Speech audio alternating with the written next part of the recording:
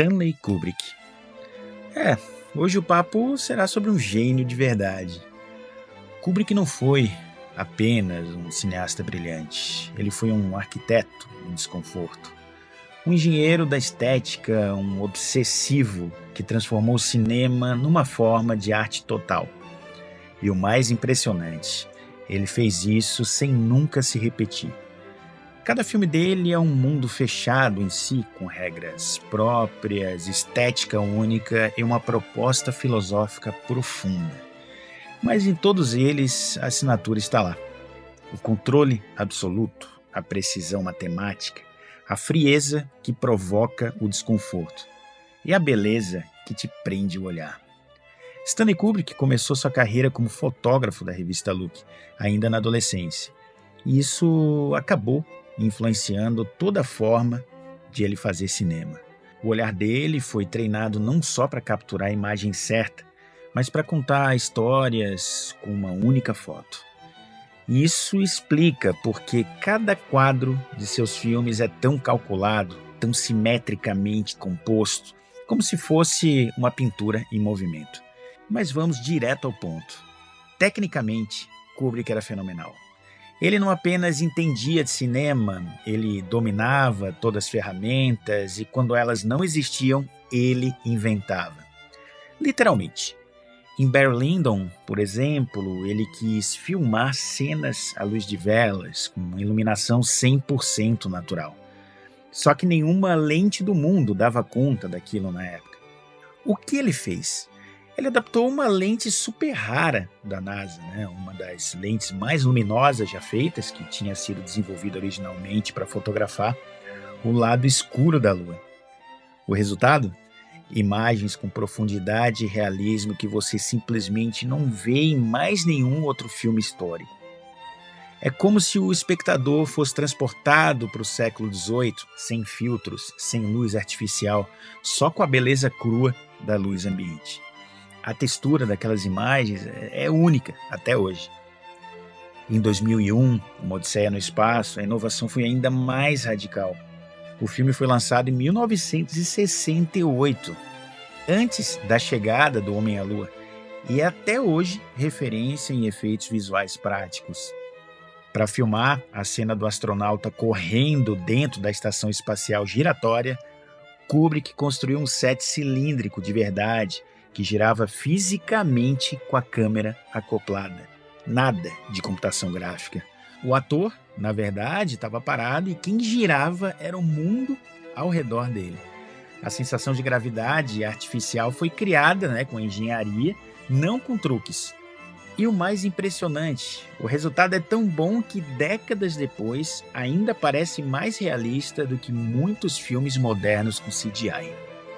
E a coisa não parou por aí. Em O Iluminado, a gente vê Kubrick dominando a câmera como um fantasma. Ele foi um dos primeiros diretores a explorar o uso da Steadicam de forma inovadora. Aquele traveling onde o garotinho Danny anda de triciclo pelos corredores do hotel é icônico. A câmera segue ele, rente ao chão, deslizando silenciosamente como se estivesse flutuando. E repare como o som do triciclo muda conforme ele passa do carpete para o chão de madeira.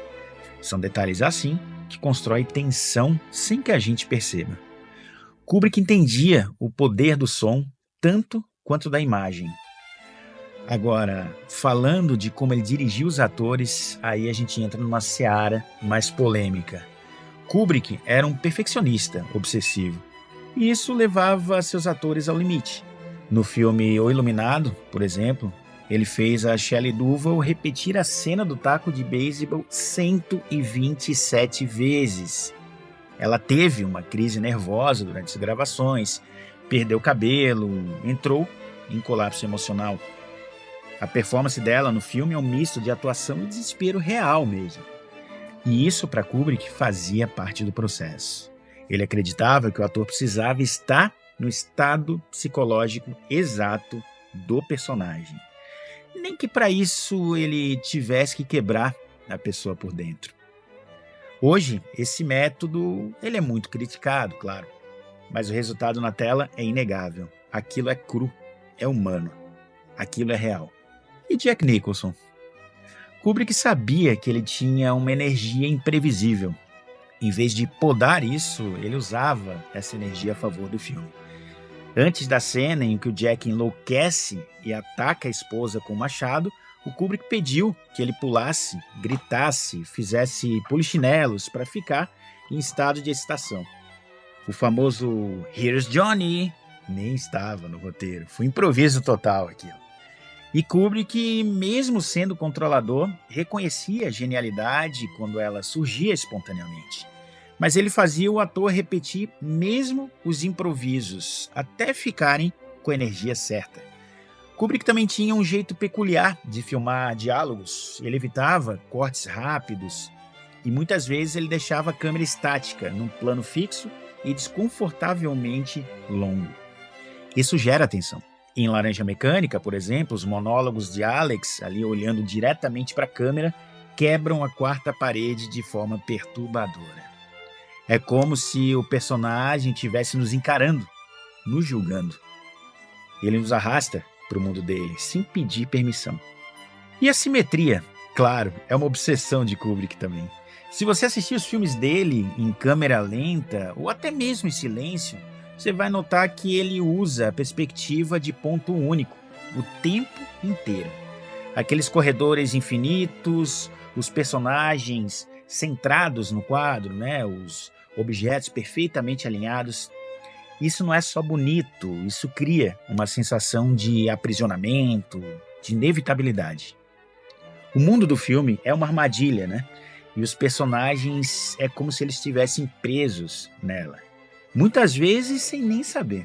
Outra marca de Kubrick era o uso da música clássica em contextos inesperados, né? Danúbio Azul em cenas espaciais, Sarabande de Handel, né? Ali em Barry Lyndon, ou Singing in the Rain durante uma cena brutal de violência em Laranja Mecânica. Ele subvertia a música para gerar contraste, e esse contraste é desconcertante, porque o nosso cérebro espera beleza com beleza, violência com tensão, mas o Kubrick inverteu essa lógica. Ele mostrou o horror com a trilha sonora de um balé, e isso deixa a cena ainda mais chocante. E tem também a relação dele com o tempo, né? O Kubrick filmava em ritmo lento, não porque ele queria ser cult, mas porque ele queria que a gente sentisse o tempo passando. Em 2001, tem cenas de 5 minutos com uma nave se aproximando de outra, sem corte algum, sem diálogo, só a imagem e a música. Parece exagerado? Talvez, mas é justamente esse tempo dilatado que permite que o espectador mergulhe. Ele obriga a gente a desacelerar, a contemplar. Kubrick não fazia filmes para entreter, ele fazia filmes para provocar. Ele dizia que o bom cinema é aquele que mexe com o inconsciente, é aquele que incomoda, que deixa perguntas. Por isso, ele evitava finais explicados. Em 2001, o final é totalmente simbólico, sem manual de instruções. Em De Olhos Bem Fechados, o mistério nunca se resolve por completo. Kubrick respeitava a inteligência do público, mas exigia entrega. E talvez o mais incrível seja isso. Ele nunca se repetiu. Cada filme dele é completamente diferente do anterior. Um épico histórico, uma comédia de guerra, um terror psicológico, uma ópera espacial, um ensaio sobre a violência. Mas todos têm o mesmo DNA. A mesma busca pela perfeição, o mesmo rigor técnico, a mesma frieza estética que, paradoxalmente, desperta emoções intensas. Kubrick morreu em 1999, pouco depois de terminar De Olhos Bem Fechados. Deixou uma filmografia curta de apenas 13 longas, mas cada um deles é uma aula sobre cinema. E seu impacto vai muito além da tela. Diretores como Christopher Nolan, Denis Villeneuve, Paul Thomas Anderson, o David Fincher, Gaspar Noé, todos têm um pouco de Kubrick na forma como encaram a imagem, o som, o ritmo e o silêncio. O legado dele não é só visual, é filosófico, é técnico, é sensorial. Ele nos mostrou que o cinema pode ser mais do que narrativa, O cinema pode ser experiência, pode ser arte, pode ser incômodo, pode ser mistério. E talvez essa seja a grande lição de Kubrick. O cinema não precisa explicar tudo. Às vezes ele só precisa mostrar e confiar que o público vai sentir e continuar pensando muito tempo depois que as luzes se acendem.